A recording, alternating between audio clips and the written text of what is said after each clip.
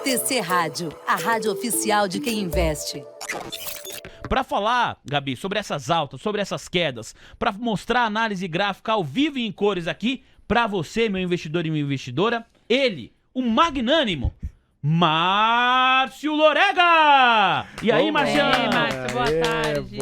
Boa tarde, Vinição. Boa tarde, Gabriela. Boa tarde a todos aí do TC Rádio. Magnânimos e magnânimas nos assistindo aqui, bombando, e vamos estourar de like, hein, pessoal? Eu sinto cheiro de mais like por aí, hein? Ah, eu também tô sentindo cheiros de like, já ultrapassamos aqui os 700, quem sabe a gente consegue encerrar o programa aí mais perto dos 800 likes, pessoal. Deixe o seu joinha, a mãozinha louca já tá aqui, o nosso Andrezão também deixou aí a mãozinha louca, daqui a pouco ele pega o like. Você conhece o Like Boss?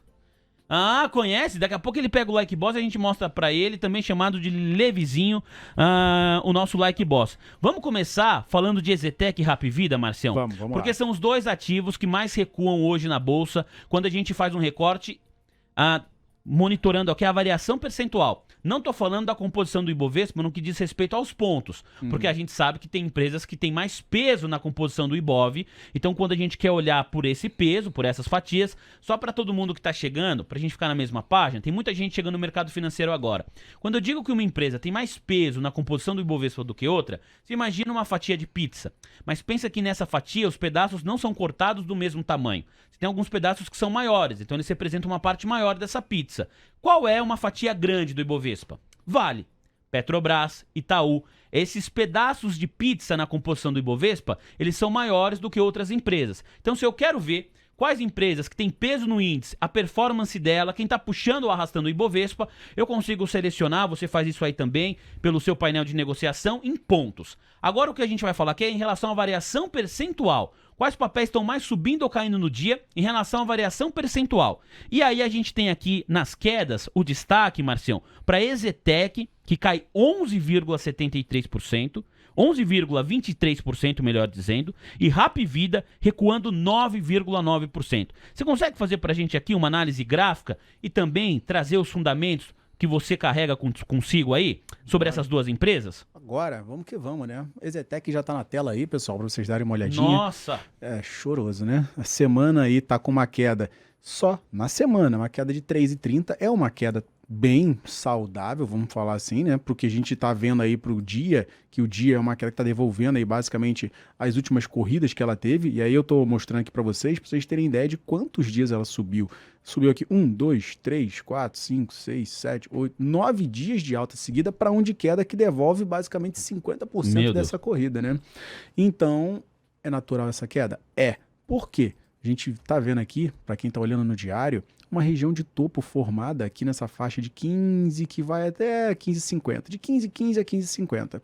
E ontem a gente fez ali uma máxima de R$ 15,09. Então, pessoal, com essa alta que a gente fez, a gente formou aqui mais um topo ao qual a digníssima Ezetec não conseguiu romper e já abriu com gap de baixa e foi entregando, buscando aqui, como vocês estão vendo, essas linhas com diferentes cores. E essa laranja aqui é o que eu chamo de overlap mensal. É uma região que pode ser considerada uma faixa de suporte interessante, mas está sendo rompida também. Para onde que isso pode ir, Márcio, desse jeito? Desse jeito, a gente pode buscar com tranquilidade 12,60 e depois fazer 100% da devolução dessa alta recente, mirando essa mínima aqui embaixo na faixa de R$ 11,90. Por que isso está acontecendo, Márcio? Está acontecendo isso muito pela questão da divulgação do balanço. A divulgação do balanço dela veio bem pesada, demonstrou um valor de despesa maior com venda de estoques, questão de multas que ela vem tomando judiciais, parte de estouro orçamentário no quarto trimestre de 2022, ou seja, tudo o que uma construtora não precisa. É uma empresa muito forte, tem, de acordo com algumas análises, algumas casas, condições de reverter isso, porque ela consegue ter rentabilidade mediante os seus investimentos, suas construções muito boas, ter uma margem muito saudável perante a média de mercado, mas o momento é desafiador e ela vai apanhando por causa de uma divulgação de balanço que não agradou, Vinição. Olha, deixa eu trazer aqui o balanço, e eu sei que eu prometi para a audiência falar de Hapvida, mas tem muita gente falando de Cyrela. Vou aproveitar, Marcião, para pedir a análise sua de Cyrela também, já que é o mesmo setor. Mas em relação ao balanço de Ezetec e Cyrela, vou trazer as duas informações para você, sim, investidor e investidora. Andrezão, compartilha minha tela aí com a galera, por gentileza. Olha só, Ezetec, a construtora, registrou lucro líquido de 31,5 milhões de reais, abaixo do consenso da Mover, que projetava 63,8 milhões. Por que veio esse resultado, de acordo com os analistas consultados pela Mover, né? E o balanço também mostrou o impacto negativo do reconhecimento de uma multa referente ao atraso esperado para além do prazo de carência do projeto EZ Parque da cidade. Então, esse projeto em específico prejudicou os resultados da Cyrela, que tocam ali o quarto trimestre do ano passado, da EZTEC, que tocam o quarto trimestre do ano passado. Falamos de EZTEC. O balanço veio pior do que o projetado. Cyrela, tem muita gente perguntando, um abraço aqui para o nosso ouvinte Paulo Kist. A maior construtora do Brasil, em valor de mercado, registrou lucro líquido de 208 milhões de reais, acima do consenso de 191,7 milhões, devido ao aumento de custos de obra e consequente redução da margem de novos lançamentos. Vamos falar de Cyrela também para a audiência, Marcião? Mas é agora, né? Vamos botar a Cyrela aqui na tela para vocês. Eu tenho até traçado aqui algumas regiões. E pelo diário, demonstra aqui com bastante clareza, né, que a gente chegou em uma região de suporte. Essa queda que a gente está vendo no dia de hoje é uma queda bem firme de 7,72, vai fazendo com que o papel volte para a linha vermelha, que é a média de 200 períodos no diário. Uma região de fortíssima resistência e está alocada justamente nesse 14,70. Então, precisa segurar essa região de preço para que a gente consiga ter novamente o fôlego para retomar os níveis de Fibonacci aqui.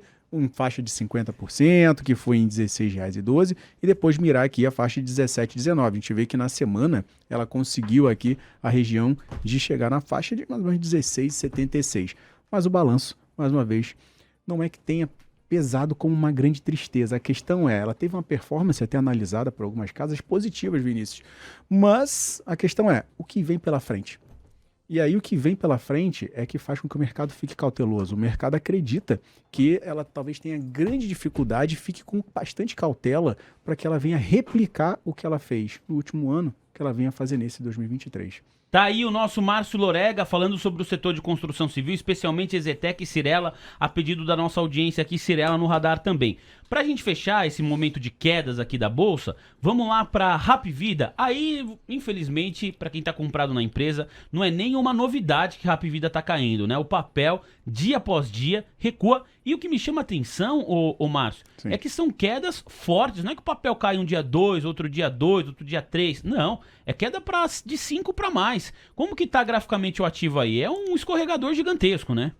É aquela questão da faca caindo no chão, né? A faca caindo no chão, ela não para de cair. Olha, mas E isso aí é uma olha, peixeira. E aí, quando a gente vai pegar esse gráfico mensal, o cenário que a gente tem para ela é uma queda desesperadora, né? A gente tá falando de 47 quase % só nesse mês. E isso que teve gap de baixa e tudo mais. E aí a gente vai reduzindo. Ah, mas vamos ver no semanal como é que tá. 2 semanas atrás a gente teve uma derrocada absurda. E aí na semana passada também não caiu pouca coisa. E essa semana Olha. que tava todo mundo animado, né? Que a gente tá vindo aqui de quedas consideráveis, se a gente for olhar. A gente tá vindo aqui Teve de uma um semana... respirinho, né? Tentou, né? Pelo menos se dedicou para ver se fazia o respiro, né? Mas o pessoal já tá brincando aqui, chamando de rap morte. Mas é complicado, né? Uma empresa, vamos falar da parte do setor de saúde caindo que tá caindo, e vai levar muita gente aí para consultar lá no próprio hospital, né? E usar os planos de saúde, enfim. Agora, com relação ao que a gente tem aí tecnicamente falando, vamos ser bem sinceros, a perda e o fechamento, tá? Isso aqui é importante. Abaixo de R$2 vai fazer com que esse papel retome os níveis ali mais baixos de preço, bem curtinho, as mínimas históricas ali na região dessa faixa de 1,90, e aí até a faixa de, vamos ver aqui, 1,93 seria a região aqui mais ou menos. 1,93 a gente tem como grande suporte, se perder isso, esquece. Aí é mínima histórica, aí fica novamente sem fundo, e aí vai perder todas as referências, e quem está comprado, se não estopar em 1,90, vai ter que acender vela, e não é nada saudável entrar nesse fluxo, né?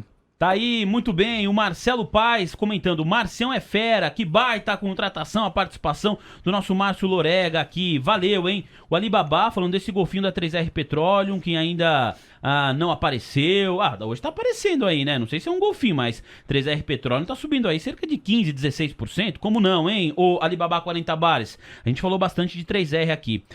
Deixa eu eu chamar aqui uma matéria que a gente vai trazer, o Gabi, em relação agora à notícia macroeconômica. Nós já temos o nosso próximo convidado, que é o Felipe Coleta. Ele vai falar muito sobre a situação de bancos lá nos Estados Unidos, mas antes, a gente traz aqui uma matéria sobre a situação macroeconômica do Brasil, uma situação macroeconômica do nosso país. Inclusive, eu separei até uma sonora pra gente colocar aqui, ó. Deixa eu subir isso agora na pasta, Andrezão. Você vai pegar aí, ó, o trecho de uma sonora. Ontem, aqui na TC Rádio, nós recebemos um deputado do PT, um deputado importante, que é o Reginaldo Lopes. Ele falou justamente sobre reforma tributária. É sobre isso que a gente vai tratar agora, reforma tributária. Eu quero a percepção do Márcio Lorega e do Felipe Coleta também, junto com um trecho da entrevista de ontem. Caso você não conseguiu acompanhar, foi uma entrevista bem importante, bem relevante. A gente pode gostar ou não das personalidades, isso é uma outra coisa, mas não muda o fato do nosso gosto, que a gente precisa ouvir quem hoje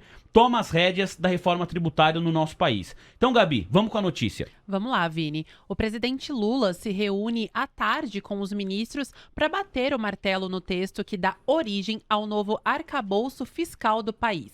Participam da reunião os chefes das pastas da Fazenda, Fernando Haddad, do Planejamento, Simone Tebet, e da Gestão, Esther Dweck. Após a aprovação da proposta, instantaneamente, o projeto de lei já pode ser formulado e enviado ao Congresso. O coordenador do grupo de trabalho da reforma tributária na Câmara dos Deputados, o deputado Reginaldo Lopes, do PT, disse em entrevista exclusiva à TC Rádio que a alíquota estimada atualmente em 25% para o imposto sobre valor agregado pode ser reduzida nos primeiros anos após a aprovação do projeto. A alíquota de referência, a alíquota única para o setor de serviços e para o setor de mercadorias, né, de bens, ela vai depender da média de funcionamento dos 2 primeiros anos. Por quê? O nosso grande compromisso é não aumentar a carga tributária. Então, como eu acredito que o Brasil vai crescer de 1,5% a 2% ao ano por causa da reforma tributária, porque você vai criar um sistema de incidência plena de cobrança, né? Não separando mais mercadoria e serviço. Então, nós também vamos enfrentar a sonegação, porque a tributação de incidência plena aumenta a arrecadação. Isso vai permitir a economia crescer, portanto, nós podemos, inclusive, reduzir essa estimativa, que hoje está na casa de 25% de imposto de valor agregado. Porém, é bom dizer que teremos um modelo de não cumulatividade plena, né? Então, 25%, mas em todas as fases da produção dos bens ou dos serviços serão debitados, né? No ato do recolhimento. Hoje, ninguém sabe o que está pagando. Tá aí a fala do deputado. Márcio, quero começar com você. Qual que é a sua expectativa para essa reforma tributária? Tá todo mundo de olho nisso. E muita gente também repercutiu aqui a fala do deputado, um deputado importante, né, dentro desse sistema. Tá todo mundo olhando para o texto que a base governista vai entregar para o Congresso apreciar em relação à reforma tributária. Ele falou aí, né, sobre esse imposto único, né, o tal do IVA, Isso. nessa faixa de 25%, mas que isso não vai ser feito de uma maneira, de uma vez só, isso vai ser fatiado. O que você entende de tudo isso que ele colocou aqui? Vamos ser direto, né? Mais imposto. Ponto. Em poucas palavras, isso. Se a gente pode ser o mais resumido possível, mais imposto. Ainda que você tenha um imposto só, a porcentagem desse imposto maior. Sim, e aí, mas vai cortar disso, daquilo outro. Ok, mas o governo precisa arrecadar. Ele sabe disso. E não tem, ao mesmo tempo, como cumprir com a qualidade, ou talvez com a vontade que o Lula desejasse, todos os planos. E a gente vê aí as reformas, a questão de arcabouço fiscal, que talvez, dependendo da questão do que a gente veja do BC sinalizando, a gente já viu uma primeira sinalização muito forte, digamos aí, do Banco Central Europeu com a Lagarde, quando ela trouxe que não está nem aí para as outras questões, que o resultado relevante do que interessa para ela não é ficar focada no trade-off, é resolver a questão de inflação em ponto. Então, ela vai ser dura, o que tiver de ser, para solucionar a questão de inflação. Vai ser o mesmo caminho que os Estados Unidos e muito provavelmente no Brasil a mesma coisa. Tem muita tendência do Campos Neto não ceder a essas pressões, e isso pode engasgar aí a parte fiscal, e dependendo da tributária, o que eles venham a fazer, vai estrangular ainda mais, com mais imposto, mesmo sendo um enxuto para ser um só, enfim, vai ser mais fácil, tudo bem, beleza. Mas o quanto que isso vai machucar, digamos, todas as classes, e principalmente as indústrias como um todo, que a gente já vê aí Stellantis, né? Parte de Peugeot, Citroën, a própria Fiat, entrando num processo que está fechando, parando de produzir, vai botar funcionários para ficar aí em casa, aquelas férias ali forçadas, porque está reduzindo a questão de produção, nem reduzindo mais, parando. Então, até que ponto, né, isso vai ficar saudável, digamos, nessa questão desse ajuste, dessa parte tributária, que tem a ideia de que isso aconteça só no final do ano, tá? Mas o mercado começa a trazer para o valor presente. Então, olha para a parte fiscal, vai ter desafio, não sei se vai emplacar o arcabouço. Parte tributária, tem seus desafios aí, ainda para resolver. Apesar de tentar falar um discurso bonitinho, a gente sabe que é uma pancada na cabeça. Quando você fala esse número, 25%, quem é que fica feliz? Pois é. Então, só vou repetir aqui o que o deputado disse, deputado Reginaldo Lopes, do PT, nessa entrevista que aconteceu ontem no Expresso da Tarde. Parabéns ao Gabriel Medina, a Mari Friedman e a Margarete Ribeiro, que conseguiu aí alinhar a entrevista com o deputado, que é uma figura importante quando a gente pensa na reforma tributária, porque ele é o coordenador do grupo de trabalho justamente dessa pauta, da reforma tributária na Câmara dos Deputados. O que ele disse foi o seguinte, ó, a alíquota, essa alíquota do imposto único, né, do Imposto sobre Valor Agregado, que é o IVA, atualmente é de 25%. Então, na reforma tributária, esse é o valor que eles estão estimando. Mas, contudo, todavia, pode ser reduzida nos primeiros anos, após a aprovação do projeto. Agora, quantos anos, o que significa primeiros anos, aí não houve o detalhamento. Mas, enfim, é o dado que nós temos. Felipe Coleta está participando aqui com a gente hoje. Ele que é colunista do Faria Lima Jornal, sempre traz a sua coluna. A gente vai tratar dela aqui também, ao lado do nosso Márcio Lorega. Mas eu quero te ouvir, Coleta. Boa tarde para você. Primeiro, a respeito desse assunto aqui que trata da economia doméstica. Boa tarde, Vini. Boa tarde, Márcio. Boa tarde, Gabi. Boa tarde para todo mundo aí que está na audiência. Quando a gente fala de reforma tributária, acho que tem alguns ângulos para olhar, né? Primeiro que arrecadação e carga tributária são coisas diferentes. Você pode ter mais arrecadação com menos carga tributária, pode ter mais carga tributária e menos arrecadação, né? A carga tributária está relacionada ao percentual do PIB que vai ser arrecadado. E a ideia da reforma tributária, pelo menos do Bernardo da Pi, é que essa reforma tributária mantenha uma carga tributária neutra, ou seja, que ela seja, enquanto percentual do PIB, a mesma coisa do ano de referência. Qual que é o ano de referência? A gente não sabe ainda se é 2023, se é 2024, mas vai ter um ano de referência onde o governo vai arrecadar lá 19% do PIB, sei lá, em impostos. E aí essa carga vai ser fixada. E o que vai ser feito? Como vai mudar basicamente drasticamente todo o sistema tributário, você vai ter um período, que na reforma proposta pelo Bernardo Pi é de 5 anos, onde vai haver uma calibragem dessa carga tributária e dessas alíquotas, no sentido de que, bom, digamos, e os números aqui são super arbitrários, tá? 19% a carga tributária do PIB. Aí você vai no primeiro ano com 25% de IVA.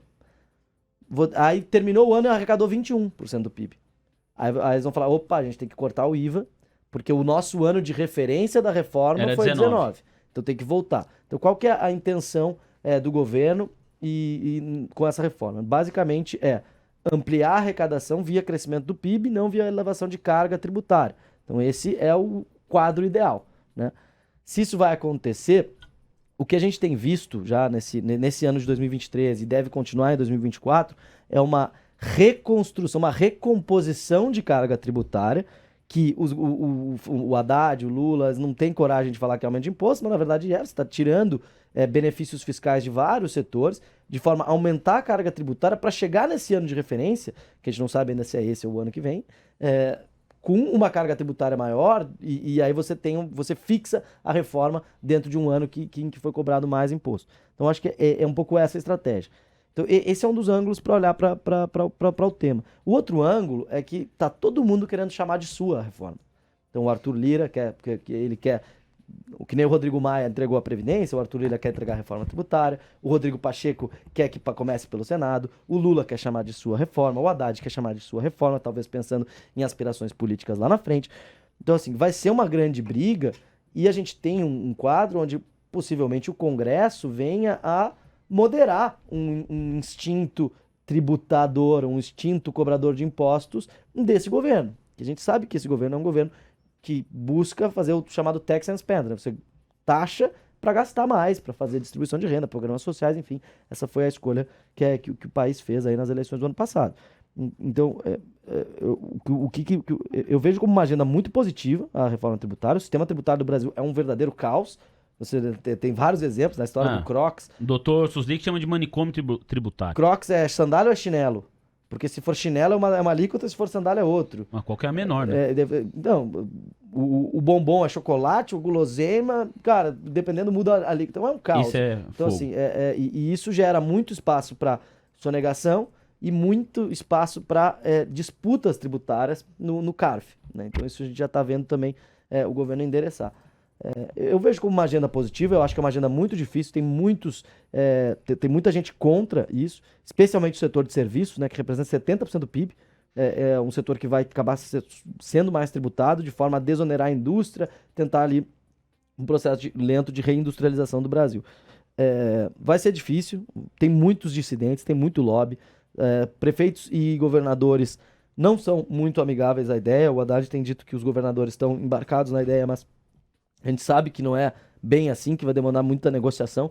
Então é um tema parlamentar para o ano, né? Eu acho que para esse ano inteiro. Eu acho que a previsão do Lira, quero votar a reforma tributária já em maio na Câmara, eu acho que é um pouco irreal. Assim. Acho que a gente vai ter um período mais de maturação e pode ser que aconteça ao longo desse ano. Então, do ponto de vista parlamentar, legislativo, eu acho que a gente vê aí na próxima semana, talvez hoje à noite ainda, um arcabouço fiscal como grande próximo evento, né, que possa destravar valor nos ativos e mexer com o mercado, do ponto de vista doméstico, e a reforma tributária é um avanço ali que certamente vai ser modulado, vai ser moderado, não vai ser a reforma ideal, vai ser uma reforma possível, mas se acontecer, o Brasil vai estar se aproximando aí das maiores economias do mundo em relação a um modelo tributário de IVA, de tributar o valor agregado.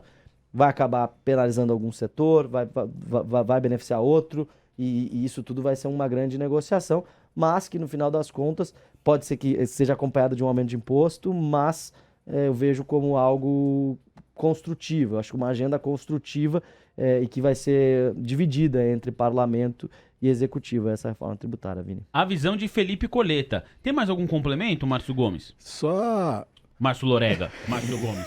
Ó, o Márcio Gomes da nossa audiência. Grande abraço para o Marcelo Gomes aí, firme com a gente também. Foi bom o Coleta trazer esses pontos, que isso é bem legal, né? A gente viu hoje, por exemplo, né, a Fazenda divulgando alguns números de projeção de PIB. E aí, conforme, né, o Coleta trouxe aqui, a gente precisa arrecadar mais, aí consegue, obviamente, você vai, à medida que você vai crescendo o PIB, você consegue arrecadar mais, a questão do imposto. Mas a própria Fazenda hoje divulgou a projeção, vamos pegar aqui, do PIB para 2023, e eles projetaram de 2,1, que era, para 1,61, ou seja, primeira projeção aí para baixo. Aí você pega para 2024, com a projeção de 2,5 para 2,34. Pega 2025, de 2,5 para 2,76. 25, então a gente começa a engatar. Não. 2026 você vai de 2,2 para 2,42. Já está ali. 27 já está ali na faixa de 2,49. E o IPCA nessa brincadeira? A gente está pegando 23, passando de 4,10 para 5,31. O que está acontecendo?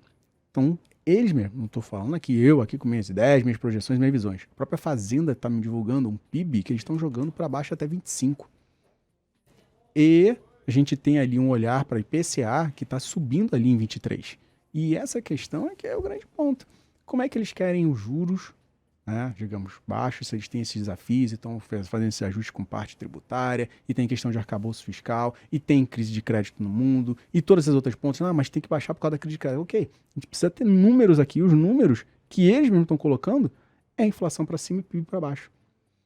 Então, faz sentido a gente baixar os juros para poder estimular a economia, senão não tem país. Ok, mas o mundo está passando por um fluxo de recessão e precisa controlar a inflação. E esse é o recado que o BCE deu e muito provavelmente os Estados Unidos vai dar. A gente vai peitar, fazer a mão contrária, estourar a parte de inflação para fazer igual a Argentina, que bateu aí seus 100% de inflação e subiu os juros para 75%? Ou a gente vai tomar uma outra postura?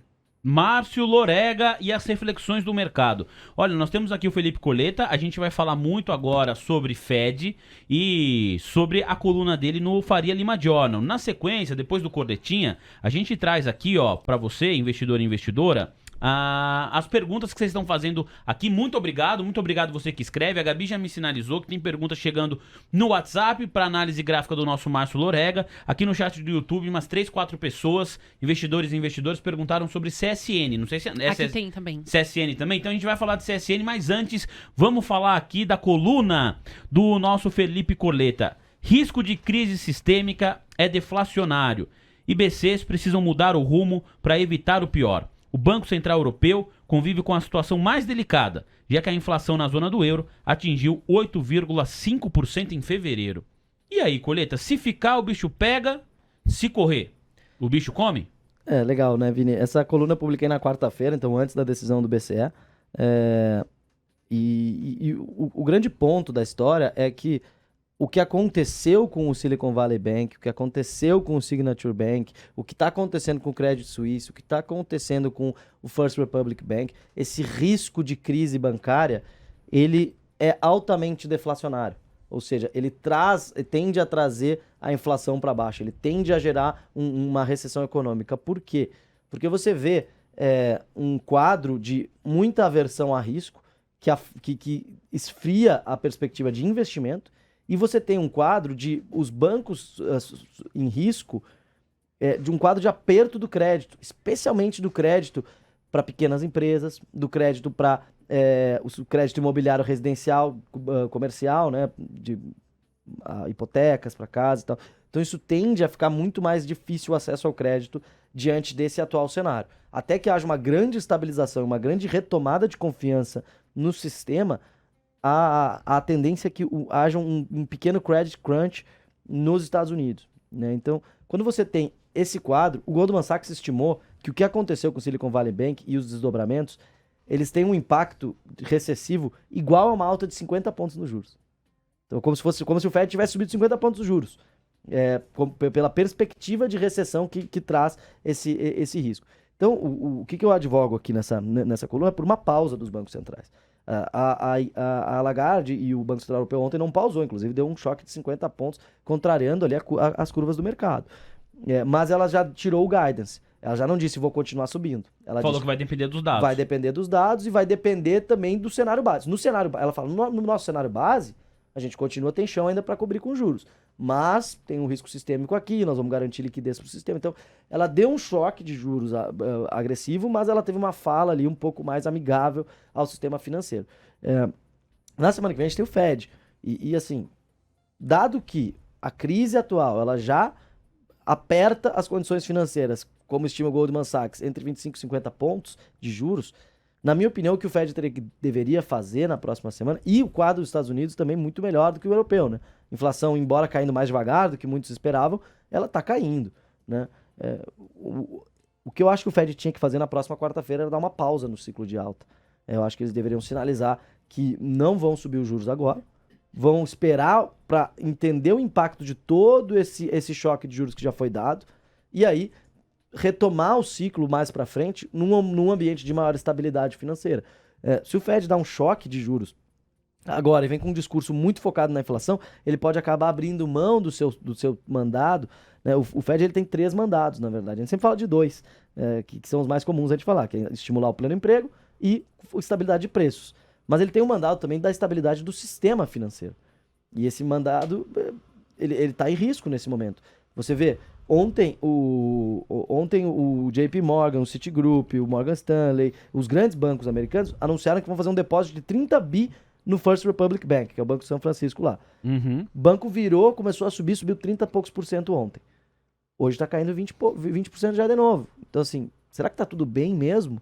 Será que essa estancada que o Fed deu, que o Departamento do Tesouro deu, que os próprios bancos participaram, será que essa estancada na crise ela é um band-aid? Ou ela é um curativo realmente bem colocado, que vai sarar e as coisas vão ficar estáveis? Então, eu tenho minhas dúvidas quanto a isso. Eu acho que o momento a gente vive, já teve o maior choque de juros da história recente, dos últimos 40 anos pelo menos, no ano passado, 450 pontos de alta. E a gente vê um quadro atual onde o juro nominal e o núcleo da inflação estão pau a pau. O núcleo da inflação sai 4,7, o juro está 4,7 também. Então, assim, você tem hoje um momento que o Fed pode dar 25 pontos a mais e sinalizar que vai seguir data dependente. O que eu não acho que ele pode fazer é vir com um discurso muito hawkish e dizer, ó, daqui 25, vamos continuar apertando 25 e o mais importante é a inflação. Aí vai azedar. Porque o Fed já começou a injetar dinheiro no sistema. É como acelerar um carro com meio freio de mão puxado. Você vai apertar os juros, mas ao mesmo tempo você está jogando liquidez nos bancos, loucamente. Então, assim, não tem muita lógica. Contraditório. É melhor você pausar agora, dizer, ó, tivemos um problema aqui, teve uma pedra no meio do caminho, o sistema financeiro está sólido, está resiliente, mas entendemos que o mais adequado é esperar para ver o que a gente já fez vai trazer de impacto na economia. Bom, se a partir daí os Estados Unidos entram em recessão, a inflação cai, o Fed acertou. Ah, não, a inflação volta a subir, economia superaquecida, retoma o ciclo ali na frente. Eu acho que tem que ser conduzido com serenidade esse caso, sem deixar muito espaço para... Ele não pode parecer frouxo, mas ele não pode parecer duro demais, porque vai chegar um momento em que pode ser que ele acabe contratando uma recessão e talvez ainda uma crise financeira, Vini. Quero agradecer demais aqui ao nosso Felipe Coleta, você que ainda não acessou, entra aí, flj.com.br, Faria Lima Journal, a coluna do nosso Felipe Coleta. Risco de crise sistêmica é deflacionário e BCs precisam mudar o rumo para evitar o pior. Coleta, parabéns pelo trabalho, muito obrigado por dividir aqui com a gente a sua coluna também no jornal Faria Lima Journal, no portal Faria Lima Journal. A gente volta a se falar na próxima sexta, Coletinha. Valeu, Vini. Obrigado, Márcio aí, Gabi, toda a audiência. Logo mais voltamos aí pro Expresso da Tarde. E aí sextou. Aí sextou. Muito bem, Felipe Coleta. Já pensando na sexta-feira também. Ele está chegando, o quê? Às 6 horas da tarde, às 6h30, que aí todo mundo fica mais tranquilo aqui. Ô, Marcião, antes da gente atender os pedidos da audiência, só queria te ouvir também a respeito do que o Coleta trouxe, né? Sim. Acho que são reflexões importantes. Quer dizer, poxa vida, os bancos centrais mundo afora começaram a subir os juros. E já tem alguns corpos boiando, né? Sim. Americanas... Tem muita gente que entende que só apareceu o que apareceu neste momento porque os juros estão altos por muito tempo. Sim. Se a gente tivesse juros na casa de 2, 3, 4, 5%, Americanas poderia empurrar essa situação dela com a barriga por mais alguns anos. Agora a gente começa a ver alguns bancos, são bancos de tamanhos menores nos Estados Unidos, também pedindo socorro. E na Suíça, aí é um gigante, é o Credit Suisse, que falou, olha... A coisa apertou aqui para mim também, eu preciso de ajuda. Pediu ajudas públicas ao Banco Central Suíço, que não prontamente, mas de fato confirmou publicamente que vai ajudar o Credit Suisse a não quebrar, Márcio. Buscaram ao máximo falar que não é a crise de 2008, né, 2009. Mas se a gente for olhar com bastante carinho e atenção, a cascata tá aí, né?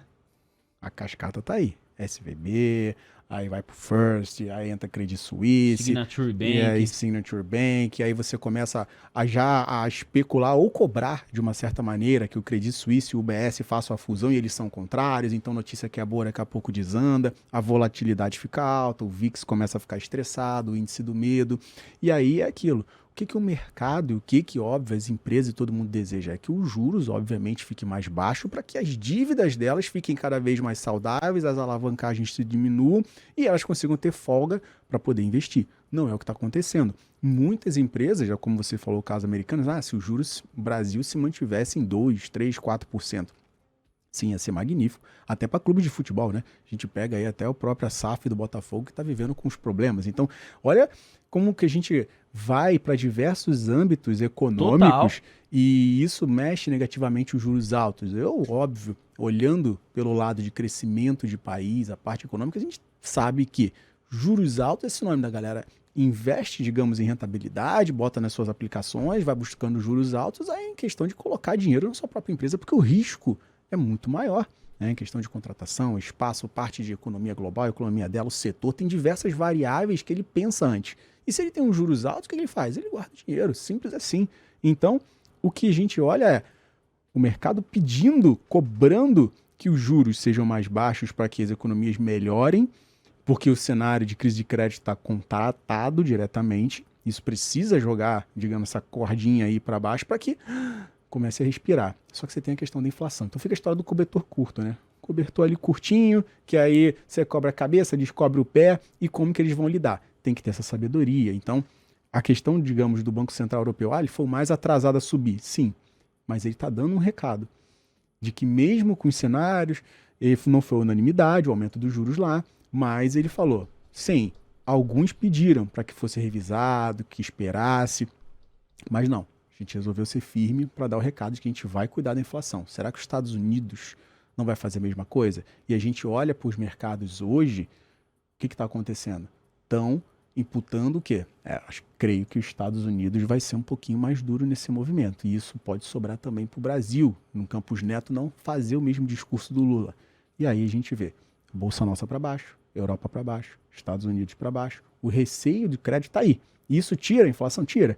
Mas o que o mercado está olhando será que não tem mais algum corpo boiando por aí que a gente ainda não sabe? Será que essas medidas não são boas o suficiente? Não estão cobrindo só um pouquinho ali do machucado e tem muito mais coisa para pipocar? Toda super quarta-feira é muito relevante, mas essa eu acho que ela tem um tempero muito especial.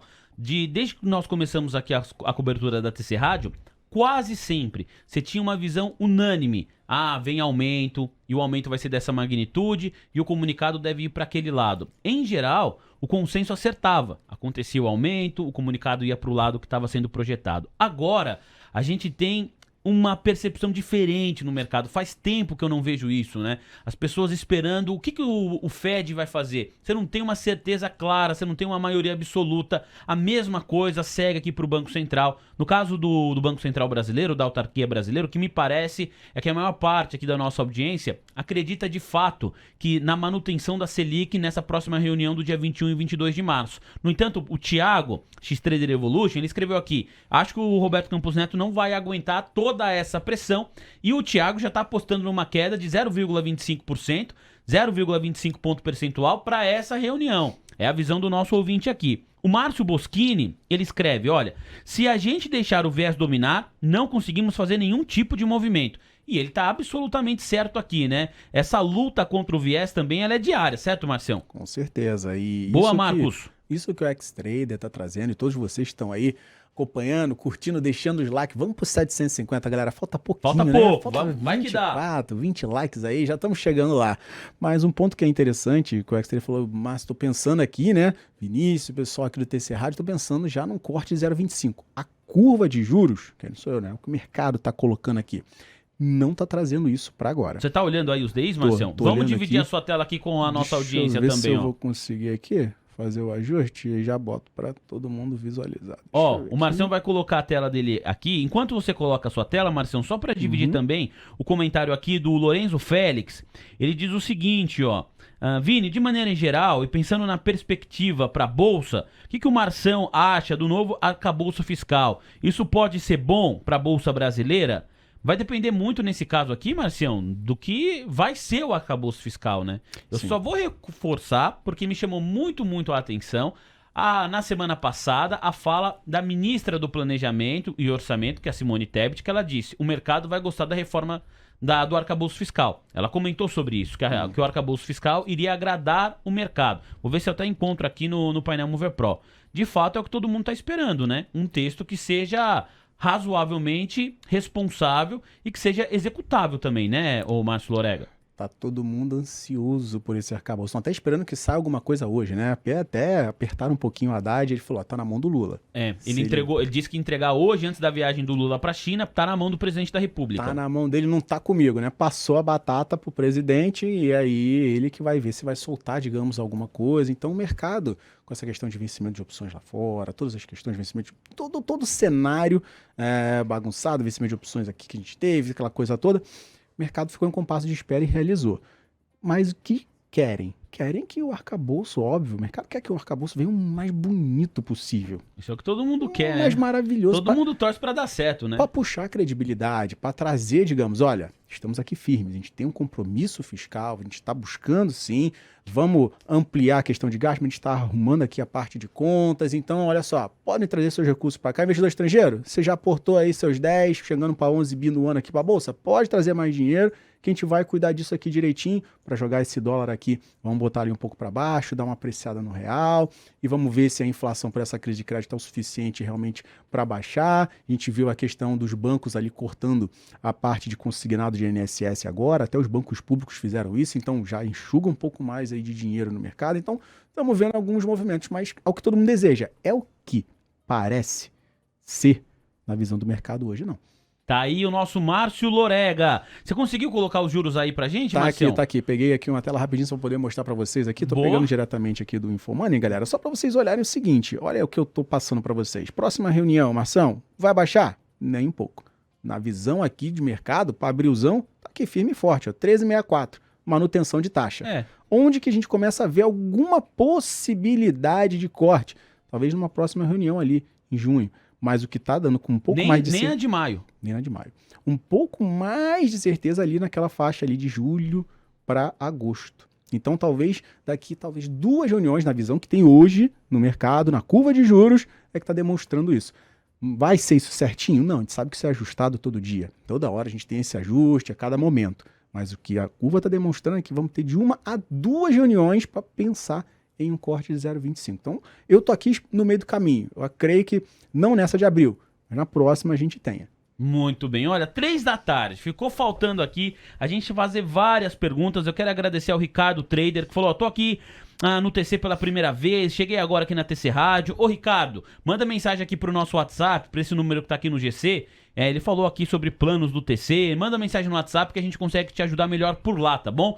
Escreve aqui pra gente. Muito, muito obrigado. Seja muito bem-vindo. Quem tá chegando agora, que conheceu o TC, conheceu a TC Rádio. Aqui é onde o TC se encontra e você tem, todos os dias, do meio-dia às 3 horas da tarde, o melhor almoço do mercado financeiro. Muito, muito obrigado a todo mundo aí que tá fazendo o programa acontecer. O almoço de negócio termina agora, mas vem aí o seu Expresso da Tarde, o fechamento do mercado. Ficou faltando eu responder o meu parceiro JPS, que perguntou de Petrobras, a galera que perguntou de CSN, e agora já são 3 horas mais 1 minuto. Ô, Márcio Lorega, falando aqui em 35 segundos. Um pupurri. Um pupurri de Petrobras e CSN. E qual outra pergunta que chegou aí no WhatsApp, Gabi? Tem da Tupi, Vini, é do Marcelo de Chapecó, ele pergunta sobre Tupi. Eita, a gente vai de CSN pra Tupi e Petrobras. Vamos lá. Vamos pra, indústria, vamos no petróleo. Técnico rápido e VaptVup, Vamos. né? Que a gente atende todo mundo. Simbora. Então, vamos lá, galera. Petrobras aí na tela, no semanal. Em 1 minuto. Tendência de baixa, tendência que vem ainda a escorregar mais, infelizmente, buscar 21,90 e um fundo um pouquinho melhor ali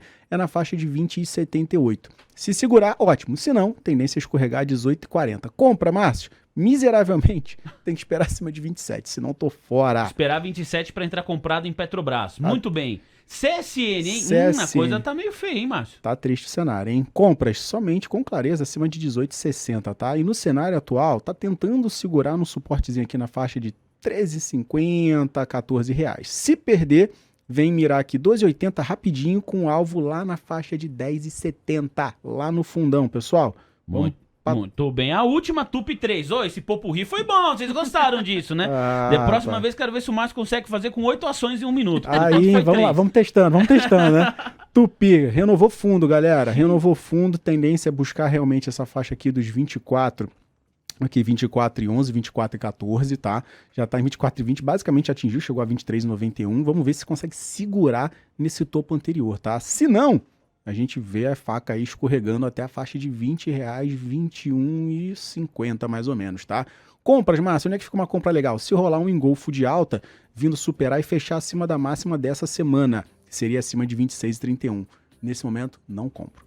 Quero agradecer demais aqui o nosso Márcio Lorega, no ritmo! Marcião, muito obrigado, grande abraço pra você, sempre um show, tamo junto, bom fim de semana, e nós vamos estar aqui juntos na quarta-feira, antecedendo a super quarta, antecedendo aqui a decisão de política monetária do Banco Central dos Estados Unidos. Promete, hein, Marcião? Coisa linda, né, rapaz? Então tá aqui Aí juntos. vai ferver tudo. Agradeço muito a participação de toda você, Vinição, Gabriela, a galera, a equipe toda aqui bombando aqui no TC Rádio. Vocês, magnanos, firmes aqui com a gente. Um grandíssimo abraço. Sigam nos acompanhando, que a gente tem aqui a parte da tarde agora bombando também, com tudo que tem direito. Tem seus likes, se inscrevam no canal, ativa o sininho de notificação e também me sigam, @Márcio Lorega, não só no TC, mas também YouTube, Instagram. Tudo de bom e até a próxima. TC Rádio, a rádio oficial de quem investe.